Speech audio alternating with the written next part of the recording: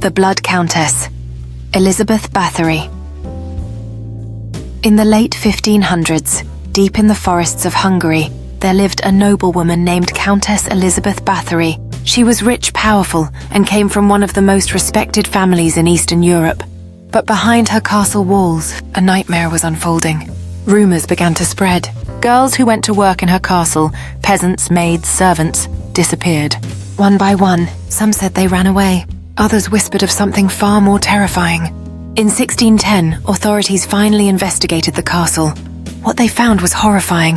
Bodies of young girls were discovered buried around the castle. Some were tortured, some drained of blood. Witnesses claimed that Elizabeth believed bathing in the blood of virgins would keep her young forever. They said she used needles, knives, even branding irons. And they said she had done this to hundreds of girls, possibly more than 600.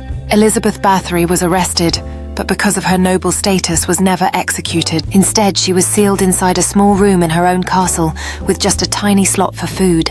She died 4 years later, alone in the dark.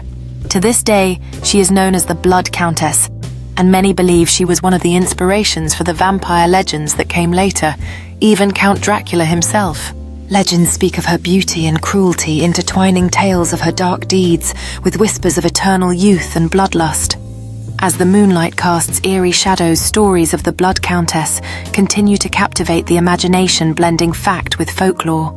Over the centuries, the Blood Countess transformed from a historical figure into a mythic being, representing the fear and allure of the unknown.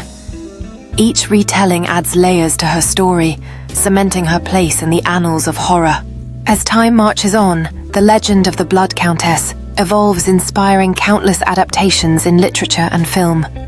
Her story invites exploration into themes of power, madness, and the supernatural, making her an unforgettable figure in horror history.